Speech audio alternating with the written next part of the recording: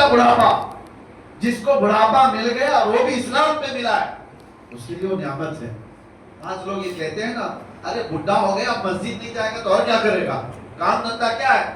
تمہیں نہیں پتا ہر بوڑھا مسجد والا بھی نہیں ہوتا, اس کے لیے بھی فضل الہی ضروری ہے. ہر بوڑھا نہیں ہے مسجد کا. کتنے بوڑھے تو 80 سال کے ہو گئے ابھی روز بلیڈ مار رہے ہیں, ان کو ابھی جوان بننے کا شوق ہے روز. اور وہ بوڑھا جس کے بال سفید ہو گئے, حدیث پاک میں اللہ تعالیٰ فرماتا ہے, حدیث قدسی اللہ فرماتا ہے ایسے بوڑھے کو عذاب دینے میں مجھے حیا آتی ہے. جس کا بڑھاپا اسلام پہ ہوا ہو. لیکن یہ بڑھاپا سب کو نہیں ملتا کہ ہر کوئی بوڑھا ہو کے مرے گا. کتنے تو جوانی میں چلے گئے. قاری خلشی صاحب امامت کر رہے تھے, مشکل سے شاید ان کی 50 کے آس پاس کی عمر ہو, 48 سال کی عمر.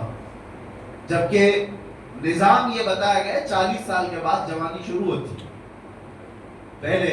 اور قرآن پاک میں جو اللہ تبارک و تعالیٰ نے فرمایا وَلَمَّا بَلَغَ أَشُدَّهُ, یعنی یہ جو شدت والی جوانی اس کو 40 سال کا ہے. آپ تمامی حضرات سے میں ایک بات یہ کہوں گا کہ موت کی کوئی عمر نہیں ہے, تو پھر کس بات کے انتظار میں ہو کہ کب کریں گے, کل کریں گے, پرسوں کریں گے. جو بات تمہیں بعد میں اچانک آنے والی ہے اس کے لیے پہلے سے تیار ہونا چاہیے. اپنے آپ کو اتنی اچھی حالت میں رکھو کہ کسی دن ملک الموت آئے تو ہاتھ پیر مار کر کے مہلت مانگنے والی نوبت نہ آئے کہ تھوڑا ٹائم مل جائے میں تسبیح پڑھ لوں, تھوڑا ٹائم مل جائے لوگوں کا کھایا ہوا واپس کر دوں, تھوڑا ٹائم مل جائے قضا نمازیں پوری کر لوں. ایسی حالت میں نہ آ جاؤ. اسی لیے ایک آپ کو میں بتا دوں, حدیث کا مفہوم ہے حاسبوا قبل ان تحاسبوا, اپنا حساب کمپلیٹ رکھو اس سے پہلے کہ تمہارا حساب پوچھا جائے. حساب اپنا کمپلیٹ رکھ لو اس سے پہلے کہ تمہارا حساب پوچھا جائے. اور موت سب کی ایک طرح کی بھی نہیں ہے. ایک بزرگ نے بڑی پیاری حکایت لکھی ہے کہ ایک بادشاہ سفر پر جا رہا تھا, شاہانہ کروں پر ہے اور بہت سارے تفریح کے لیے نکلے ہوئی پوری جماعت ہے. اچانک راستے میں ایک فقیر آیا اور بادشاہ سے کہا بادشاہ سلامت آپ سے مجھے کچھ بات کرنی ہے. بادشاہ نے کہا یہ میرے آرام کا وقت ہے, تفریح کا ہے, ابھی میں تو پکنک پہ جا رہا ہوں, کیا چاہیے تجھے بول. فقیر نے کہا نہیں نیچے اتر آؤ بگی سے, آپ سے مجھے بات کرنی ہے. بادشاہ نے کہا بڑا بدتمیز فقیر ہے یہ, بادشاہ کو اس کے بگی سے اتار رہا ہے. تو اس نے فوراً حکم دیا وزیروں کو پکڑو اس فقیر کو.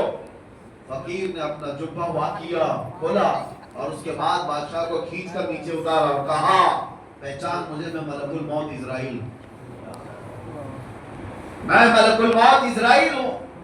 بادشاہ اب وہ کپانے لگ گیا, پوچھا کیا کیوں آئے. کہا میں کیوں آتا ہوں تمہیں پتا ہے, روح لینے آیا ہوں. کہا اسی وقت, کہا اسی وقت, کہا اتنا وقت دے دے کہ میں واپس چلا جاؤں یہ سفر کو ختم کر کے اور اپنی سلطنت کے سارے کام بیٹے کو سپرد کر دوں گا. اب اتنا ٹائم نہیں ہے تیرے پاس, میں بہت جلدی, ابھی وقت کافی کم بچا ہے. تو اس نے کہا اتنی مہلت دے دیجیے کہ بیوی سے بات کر لوں گا. وہ بھی نہیں ہے. اس کو تھوڑی سی بھی مہلت نہیں دی گئی, اسی وقت اس کو گرا دیا گیا اور اس کی روح قبض کر لی. جو شاہانہ کروفر کے ساتھ جا رہا تھا اس کو راستے میں اچانک ملک الموت نے روح نکالی. تصویر کا ایک دوسرا رخ بھی ہے سیم. ایک عالم ربانی ہے پرہیزگار, وہ اپنے گھر سے جھولا لے کر سامان لینے کے لیے باہر جلدی جلدی جا رہے ہیں. عصر کا وقت ہو چکا اور سامان خریدنے کے لیے جا رہے ہیں. راستے میں یہ فقیر آیا, کہا کہ حضور رک جائیے, تھوڑا کچھ بات کرنی ہے آپ سے مجھے. وہ عالم دین رک گئے اور کہا کیا بات ہے, جلدی جلدی بات کیجئے, مجھے گھر سے سودا لینے کے لیے, سامان لینے کے لیے جانا ہے اور گھر میں واپس پہنچا کر مسجد میں اذان ہو چکی ہے, جماعت سے نماز پڑھنی ہے, جلدی آپ بتائیے کیا بات. فقیر نے کہا آپ نے نہیں پہچانا, میں ملک الموت اسرائیل ہوں. اس عالم ربانی نے جھولا پھینک دیا, جو سامان لانے کے لیے جا رہے تھے جھولا پھینک دیا اور کہا کہاں تھے آپ کے انتظار میں کتنی راتیں کٹ گئی کہ آپ آئیں گے, روح نکالیں گے, میں رب سے ملاقات کروں. یہ دنیا میں جس کی روح اٹکی ہوئی ہے مال سے وہ مہلت مانگتا رہتا ہے, اور جو رضا الہی کے لیے جیتا ہے وہ ملک الموت کا استقبال کرتا ہے. آپ کہاں تھے؟ تو اب یہاں منظر بدلا ہوا ہے. ملک الموت نے کہا اتنی جلدی بھی کیا ہے آپ کو، آپ جائیے سامان خرید لائیے اور اپنے بچوں کو سامان دے دیجیے، گھر والوں کو کچھ وصیت کرنی ہے وہ بھی کر لیجیے. اس عالم ربانی نے کہا آپ کو جس کام کے لیے اللہ نے بھیجا وہ کیجیے. میرے بچوں کا مالک اللہ ہے، وہ مسبب الاسباب ہے. جس نے مجھے کھلایا وہ میرے بچوں کو بھی کھلائے گا، میرا یقین ہے. آپ اپنا کام کیجیے. ملک الموت وہاں مہلت نہیں دینا چاہتے اور ادھر کہہ رہے کہ اور کچھ ہے تو آپ کر لیجیے کام. پھر اس عالم ربانی سے کہا کہ اور کوئی آپ کی خواہش ہے؟ تو اس عالم ربانی نے کہا اگر آپ اتنا وقت لے کر کے آئے پہلے سے، اتنی مہلت لے کر کے آئے پہلے سے، تو خواہش اتنی ہے گھر نہیں جاؤں گا، اللہ کے گھر جاؤں گا. جس وقت نماز پڑھ رہا ہوں سجدے کے عالم میں جاؤں، آپ روح نکال دیجیے. کیسی خواہش تھی. اور اس عالم ربانی کے ساتھ ان کی خواہش کا خیال کیا گیا. وہ مسجد میں نماز کے لیے گئے اور سجدہ ریز ہوئے، ان کی روح قبض کر لی. یہ سب کے ساتھ نہیں ہے کہ ہر کوئی چاہے تو اس کے ساتھ ہو جائے. ان لوگوں کے ساتھ ہے جو اللہ کی رضا کے لیے جیتے تھے، دنیا میں اس کی رضا کے لیے جیتے تھے، تو موت بھی اللہ تعالیٰ ان کی پسند کے حساب سے لیتا ہے. یہی تو بات ہے میرے عزیزو. موسیٰ علیہ السلام کی موت کے سلسلے میں جو حدیث ملتی ہے وہ یوں ہی نہیں ہے. یہاں پر ایک عقیدہ بھی بتا کر کے جاؤں، تمہارا اور ہمارا جو دنیا سے جانے کا منظر ہے وہ الگ ہے. نبیوں کا مقام الگ ہے. نبیوں کی روح قبض کرنے سے پہلے ملک الموت اجازت لیتے تھے. تمہارے گھر میں اجازت نہیں دی جائے گی، ہاں انبیاء سے اجازت لی جاتی، لیکن وہ موسیٰ علیہ السلام کی روح قبض کرنے کا منظر تو بہت الگ ہی. ملک الموت آئے تھے اور ان سے پوچھا کہ اللہ کے نبی موسیٰ، آپ کی روح قبض کرنے کے لیے اللہ نے مجھے بھیجا ہے. انہوں نے ایک تماچا لگا دیا اور کہا جاتا ہے کس نے؟ موسیٰ پیغمبر نے ملک الموت کو. اور ان کی آنکھ باہر آئی. وہ واپس چلے گئے رب تعالیٰ کے حضور اور کہا اے اللہ تو نے کس کے پاس بھیجا؟ اس نے مار کر کے آنکھ باہر کر دی. وہ پیغمبرانہ جلال تھا، کسی دوسرے کو کیا ملک الموت چھوڑ دیتے؟ اور کیا کسی کی ہمت تھی؟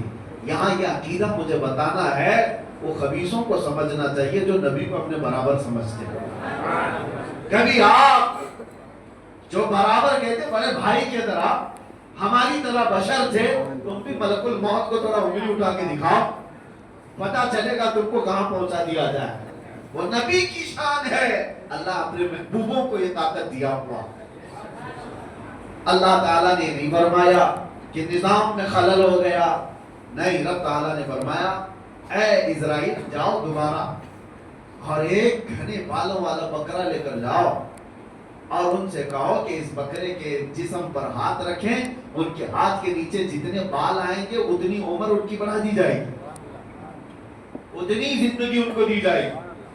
دوبارہ اسرائیل آئے اور موسیٰ علیہ السلام کے پاس بکرا پیش کیا، کہا آپ اس پہ ہاتھ رکھیے، آپ کے ہاتھ کے نیچے جتنے بال آئیں گے اتنی عمر آپ کی بڑھا دی جائے. دوسرا کوئی ہو تو کہتا نا کہ 1 سال بڑھ گیا تو چلے ٹھیک ہے، 10 سال بڑھ جائیں گے ٹھیک ہے. موسیٰ علیہ السلام نے کہا ہٹ جاؤ، میں رب سے بات کرتا ہوں. اللہ کریم سے آپ نے کلام کیا اور کہا اے اللہ جب اتنے سال بھی گزر گئے تب کیا ہوگا؟ رب نے فرمایا موت آئے گی، اس لیے کہ میرا وعدہ ہے کل نفس ذائقۃ الموت، ہر جان والی چیز کو موت کا مزہ چکھنا ہے. موسیٰ علیہ السلام کو اللہ نے کہا فرمایا موت تو آئے گی، جتنے سال بھی ہوں گزر جائیں موت آئے گی.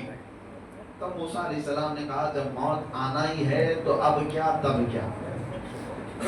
پھر اسرائیل سے کہا کہ مجھے بیت المقدس کے قریب کر دو. زمین کو لپیٹ دیا گیا، آپ کو دم زدن میں بیت المقدس کے قریب کر دیا. وہاں پر ایک قبر کھودی جا رہی تھی، اس میں حضرت موسیٰ علیہ السلام لیٹے اور کہا اسرائیل سے کہ اب میری روح قبض کرو. یہ شان ہے نبیوں کی کہ ہر ایک کی موت اس طرح سے نہیں آتی ہے.